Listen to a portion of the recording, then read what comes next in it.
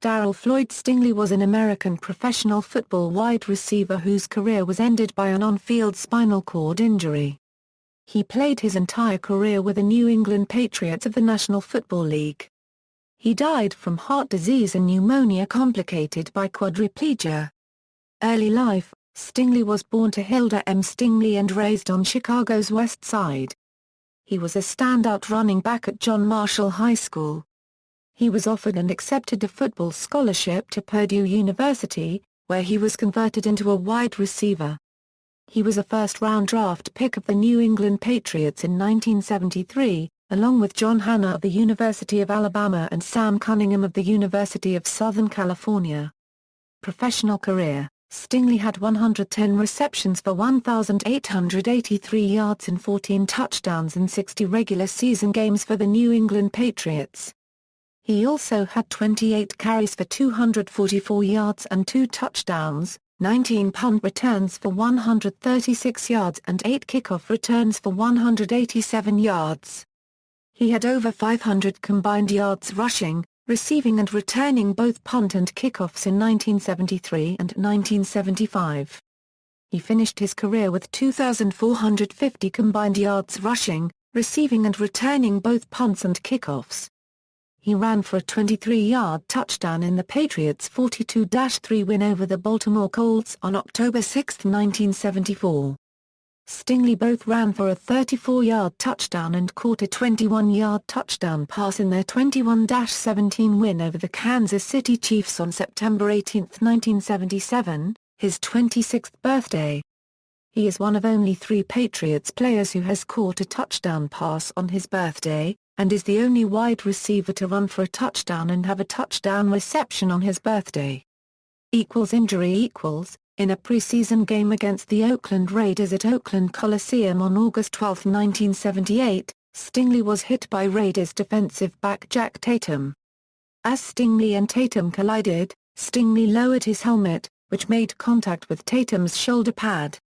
The hit compressed Stingley's spinal cord, breaking his 4th and 5th cervical vertebrae. He eventually regained limited movement in his right arm, but spent the rest of his life as a quadriplegic. The injury came just after Stingley had finished negotiating a contract extension that would have made him one of the highest-paid receivers in the NFL. The new contract was to be announced when the Patriots returned from the West Coast. Instead, it was never signed.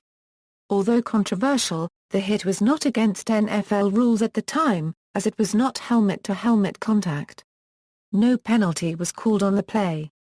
Today, however, the NFL has banned all blows to the head or neck of a defenseless player, and has disallowed players to launch themselves in tackling defenseless players. The incident became a symbol of violence in football. Stingley reportedly described it as a freak accident.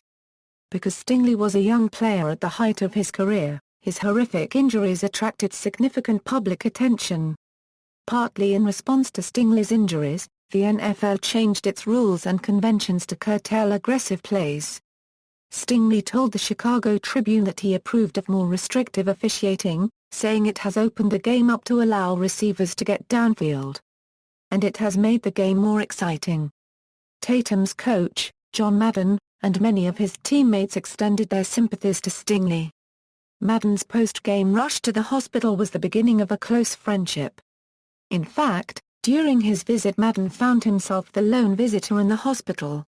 No one from the Patriots was there, until Madden called their team and the team's charter plane, in takeoff mode, finally returned to the gate. Raiders offensive guard Gene Upshaw also befriended Stingley, and later was instrumental in securing benefits for disabled players through the NFL Players Association.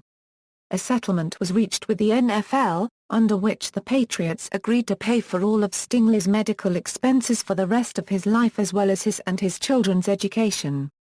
Post-football activities: On May 9, 1992, having completed his remaining 24 credit hours through a correspondence course program, Darryl Stingley received his Bachelor of Physical Education from Purdue University. Stingley and Tatum never reconciled. Tatum contacted Stingley while writing his own autobiography, and HBO invited both men to appear on the 25th anniversary of the accident. Stingley refused after he learned of the title of Tatum's book, Final Confessions of NFL Assassin Jack Tatum. Stingley believed Tatum's efforts to contact him were nothing more than profit-motivated publicity stunts. However, in a 1992 article in Jet, Stingley said that he had forgiven Tatum a long time ago. But he also said that Tatum had had opportunities to contact him over the years and never really made an effort. Stingley later served as executive director of player personnel for the Patriots. Stingley co-authored a 1983 memoir, Happy to Be Alive, with Mark Mulvoy. In 1993 he started a non-profit organization to help troubled youth in West Chicago. Stingley raised three sons, Darryl Jr., John S., a Chicago detective, and Derek Stingley, who played defensive back for the Albany Firebirds in the Arena Football League. Death: on April 5, 2007, Stingley died at Northwestern Memorial Hospital in Chicago after being discovered unresponsive in his home. His death was attributed to heart disease and pneumonia complicated by quadriplegia. The Cook County Medical Examiner listed Stingley's manner of death as an accident. References. External links.